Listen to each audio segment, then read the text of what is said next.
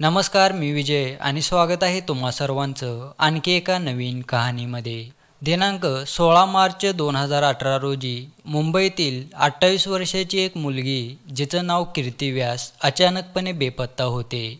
ती बेपत्ता 1-2 दिवसासाठी झाली नसून तब्बल 2 महिने ती बेपत्ता होती. पोलीस तिची चौकशी करण्याचा प्रयत्न करतात आणि फायनली 50 दिवसानंतर पोलिसांना समजतं की तिची हत्या झालेली आहे.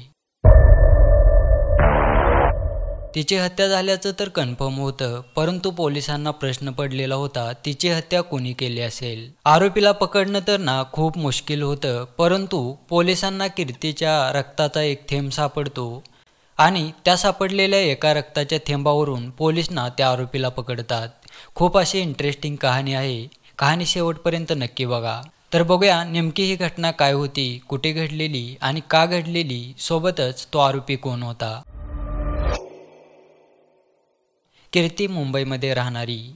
तिचं शिक्षण पूर्ण झाल्यानंतर ती मुंबईमधीलच तिच्या घराच्या थोडंसं जवळ असणाऱ्या बी ब्लांट सलूनमध्ये एक नोकरी जॉईन करते. हे सर्व काम करत असताना ती कामावरती जायची आणि संध्याकाळी काम झाल्यानंतर घरी यायची.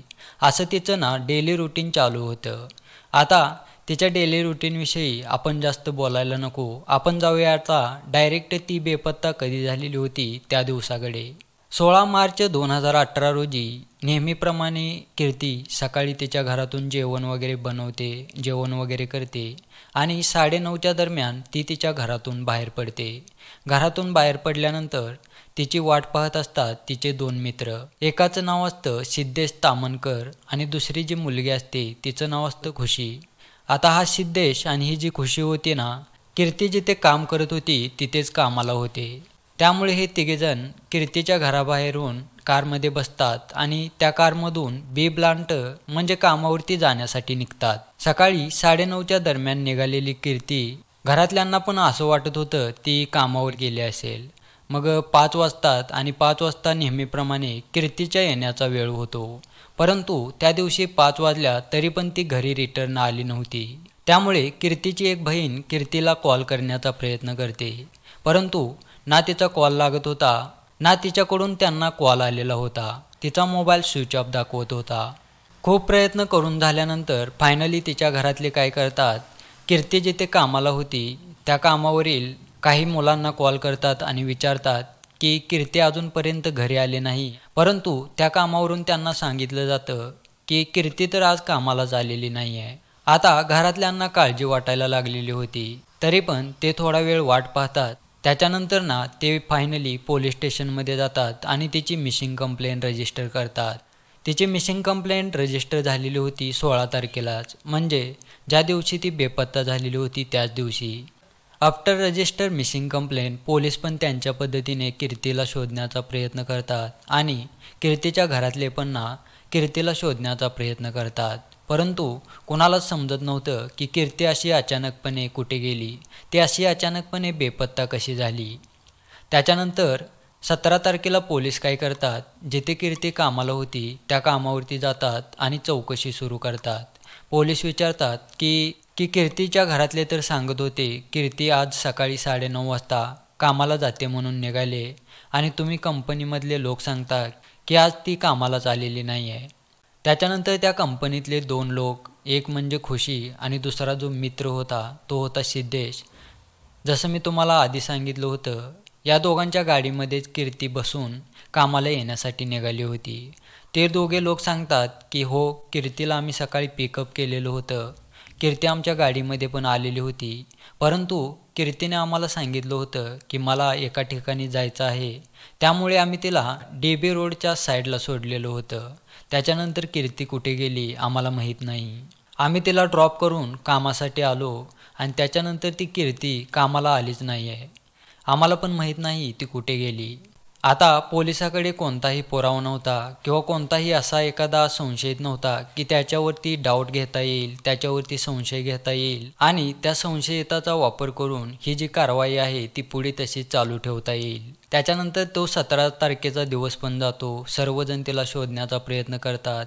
वेगवेगळ्या पोलीस स्टेशनमध्ये कंप्लेंट रजिस्टर होते. कीर्तीचे हे जे 2 मित्र होते, खुशी आणि सिद्धेश, हे पण त्यांच्या ट्विटर हँडलवरती, फेसबुक पोस्टवरती वगैरे पोस्ट करतात आणि सांगतात की अशी अशी काल खुशी बेपत्ता झालेली आहे आणि तिला शोधण्यासाठी सर्वांनी मदत करा. ती जर कुठे तुम्हाला आढळून आल्यास आम्हाला कॉल करा. सर्वजण होता होईल त्या पद्धतीने कीर्तीला शोधण्याचा प्रयत्न करत होते. मुंबई पोलीस पण त्यांच्याकडून सर्वतोपरी प्रयत्न करत होते. परंतु 1 महिना झाला तरी कीर्तीचा ना कोणताच ठावठिकाणा लागला नव्हता. मुंबई क्राईम ब्रँचच्या हातामध्ये ही केस आल्यानंतर मुंबई क्राईम ब्रँचमधले पोलीस परत या केसची सुरुवात एकदम सुरुवातीपासून करतात. ते पहिल्यांदा चौकशीसाठी बोलवतात. ज्यांनी कीर्तीला शेवटी पाहिलेलं होतं त्या दोघांना, म्हणजे सिद्धेश तामणकर आणि या खुशीला, त्यांना विचारल्यावर ते परत तेच सांगत होते की असं आम्ही कीर्तीला पिकअप केलेलं होतं, परंतु कीर्तीने आम्हाला DB रोडच्या साईडला सोडायला सांगितलेलं होतं. तिने सांगितलं होतं तिथे ती कोणाला तरी भेटणार आहे. त्याच्यानंतर आम्ही तिला DB रोडच्या साईडला ड्रॉप केलं आणि त्याच्यानंतर आम्ही आमच्या कामासाठी आलो. यांचं जे हे सांगणं आहे ते खरं आहे की खोटं आहे हे चेक करण्यासाठी मुंबई क्राईम ब्रँचमधले पोलीस CCTV चेक करण्याचा निर्णय घेतात. पहिल्यांदा ते कीर्तीच्या घराबाहेरील CCTV फुटेज चेक करतात. त्यामध्ये त्यांना दिसतं की हो, कीर्तीना सकाळी 9:30च्या सुमारास तिच्या घरातून बाहेर निघाली होती आणि त्याच्यानंतर या सिद्धेश आणि खुशीसोबत कामावरती येण्यासाठी निघालेली होती. त्याच्यानंतर पोलीस वेगवेगळ्या ठिकाणचे CCTV फुटेज वगैरे चेक करत होते, परंतु त्यांना ना खुशी कुठे उतरल्याचा किंवा कुठून जात असल्याचा कोणताही एखादा फुटेज सापडला नव्हता. त्याच्यानंतर पोलीस काय करतात, या दोघांनी जे सांगितलं होतं की तिला आम्ही DB रोडच्या साईडला ड्रॉप केलेलं होतं त्या ठिकाणचे CCTV फुटेजना चेक करण्यास सुरुवात करतात. पोलिसांना असं आढळून येतं की हे जे दोघे आहेत ना हे खोटं बोलत आहेत. या दोघांची गाडी DB रोडकडे आली पण नव्हती ना त्यांनी DB रोडकडे या खुशीला ड्रॉप केलेलं होतं. आता पोलिसांना ना यांच्यावरती दोघांवरती संशय वाढलेला होता. पोलीस या दोघांना विचारतात की तुम्ही तर आधी सांगत होता आम्ही तिला DB रोडकडे ड्रॉप केलं, परंतु तुम्ही तर DB रोडकडे तुमची गाडी घेऊन आलाच नाही, तर तुम्ही तिला DB रोडकडे कसं ड्रॉप केलं? पोलिसांना तर आता या दोघांवरती फुल संशय आलेला होता. पोलिसांनी यांची गाडी ना ताब्यात घेतली आणि फॉरेन्सिक टेस्ट करण्यासाठी ती पाठवली. फॉरेन्सिक टेस्ट करताना त्यांना डिकीमध्ये काही रक्ताचे थेंब सापडले आणि त्या रक्ताच्या थेंबाचा DNA जेव्हा कीर्तीच्या आईवडिलांशी मॅच केला गेला तेव्हा हे प्रूफ झालं की त्या डिकीमध्ये जे रक्त आहे ते रक्त आणि कीर्तीच्या आईबाबांचं रक्त एकमेकांच्या DNAशी मॅच होते. म्हणजे तिथे हे प्रूफ झालेलं होतं की ते डिकीमध्ये जे रक्त होतं ते कीर्तीचंच होतं. त्याच्यानंतर खुशीला आणि सिद्धेशला ताब्यात घेतलं जातं. पोलिसांच्या खाकीची ताकद दाखवली जाते आणि फायनली ते कबूल करतात की आम्हीच कीर्तीची हत्या केलेली आहे. आता आपण पाहू या दोघांनी कीर्तीची हत्या का केली आणि कशी केली आणि तिच्या मृतदेहासोबत काय केलं. तर ॲक्च्युली होतं असं, कीर्ती ज्या ऑफिसमध्ये काम करत होती ती एक फायनान्स मॅनेजर होती आणि तिच्या हाताखाली हा सिद्धेश आणि ही खुशी काम करत होती. हा जो सिद्धेश होता ना तो चांगला आउटपुट देत नव्हता, म्हणजे चांगलं काम करत नव्हता. त्यामुळे या कीर्तीने परत सिद्धेशवरती दबाव टाकलेला होता की तुला ना तुझा परफॉर्मन्स सुधारायचा आहे, तुझं जे आउटपुट आहे ना ते वाढवायचं आहे, तुझं जे टार्गेट आहे ना ते कंप्लीट करायचं आहे. जर तू तुझं टार्गेट कंप्लीट नाही केलं किंवा तू जर तुझ्या परफॉर्मन्समध्ये इम्प्रूव्हमेंट नाही केली तर तुला ना या जॉबला ना रिझाईन द्यावं लागेल. असे कीर्तीने ना या सिद्धेशला लेटर दिलेलं होतं. सिद्धेशला शेवटची तारीख 16 दिलेली होती, म्हणजे 16 मार्च. खुशीचं तर ऑलरेडी लग्न झालेलं होतं, तरी पण तिचे एक्स्ट्रा मॅरिटल अफेअर या सिद्धेशसोबत सुरू होते. त्यामुळे खुशीला पण भीती वाटते. खुशीला वाटतं बाय चान्स जर सिद्धेशला कामावरून काढून टाकलं तर आपलं पण या कामावरती मन लागणार नाही आणि मे बी आपल्याला पण ना दुसरे एखादं काम शोधावं लागेल. ना तिला हे काम सोडायचं होतं, ना तिला सिद्धेशला या कामावरून बाहेर गेलेलं पाहायचं होतं. त्यामुळे 16 तारखेला खुशी आणि सिद्धेश काय करतात, कीर्तीच्या घराबाहेर जातात आणि तिला त्यांच्या गाडीमध्ये ऑफिसमध्ये जाण्याची रिक्वेस्ट करतात. कीर्ती पण यांच्या गाडीमध्ये येते, बसते आणि हे तिघेजण ऑफिसकडे जाण्यासाठी निघतात.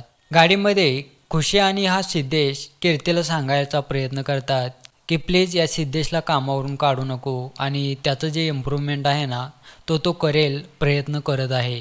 ही खुशी जरी मॅनेजर असली तरी पण ना तिला वरून प्रेशर होता, तिला पण कोणतरी विचारणारं होतं. त्यामुळे खुशी सांगते ठीक आहे, आपण ना मीटिंगमध्ये चर्चा करूया आणि बाय चान्स जर सर्वजण सहमत असतील तर तुला या कामावरती ठेवलं जाईल. परंतु या दोघांना ते मान्य नव्हतं. यांना वाटत होतं काही पण होऊ दे, परंतु या सिद्धेशला ना कामावरती राहायलाच पाहिजे. त्यामुळे या तिघांमध्ये भांडण व्हायला सुरुवात होतं आणि सिद्धेश तिचं ना गळा ओढून तिची हत्या करतात. तिची हत्या केल्यानंतर तिच्या मृतदेहाला ते काय करतात, त्या गाडीच्या डिकीमध्ये टाकतात आणि कामावरती येतात. त्यांचं धाडस एवढं की ते जेव्हा कामावरती आलेले होते आणि जेव्हा त्यांनी खाली गाडी पार्क केलेली होती त्या गाडीच्या डिकीमध्येच ना या कीर्तीची डेड बॉडी होती. संध्याकाळी काम सुटल्यानंतर हे दोघे काय करतात, एका वेरान अशा जंगलामध्ये जातात. कीर्तीच्या शरीराचे 3 तुकडे करतात आणि हे 3 तुकडे वेगवेगळ्या ठिकाणी फेकून देतात. त्याच्यानंतर ही गाडी ते सर्व्हिसिंग करतात, म्हणजे वॉश करतात आणि त्याच्यानंतर हे कीर्तीच्या आईबाबांसोबत कीर्तीला शोधण्याचं नाटक करतात. ते त्यांच्या फेसबुकवरती, ट्विटर हँडलवरती कीर्तीला शोधण्यासाठी मदत करण्याचे ना कॅम्पेनसुद्धा सुरू करतात. त्यामुळे पोलिसांना पण यांच्यावरती शंका येत नाही आणि कीर्तीच्या आईबाबांना पण या दोघांवरती शंका येत नाही. त्याच्यानंतर 2 महिने झाल्यानंतर फायनली जेव्हा पोलीस CCTV चेक करतात त्यावेळी पोलिसांना यांच्यावरती संशय येतो आणि यांची जी कार होती ती फॉरेन्सिक टेस्टसाठी पाठवली जाते. नशिबानं त्या डिकीमध्ये रक्ताचा एक थेंब सापडला आणि त्याचा DNA कीर्तीच्या आईबाबांशी मॅच झाला. त्यामुळे हे 2 आरोपी होते ते पोलिसांच्या समोर आले. तर अशा पद्धतीने ही घटना ना इथे समाप्त होते. भेटूया आपण पुढच्या एका नवीन व्हिडिओमध्ये. तोपर्यंत स्वस्त राहा, मस्त राहा, मजेत राहा. चॅनलवरती नवीन असाल तर चॅनलला सबस्क्राईब करा. धन्यवाद.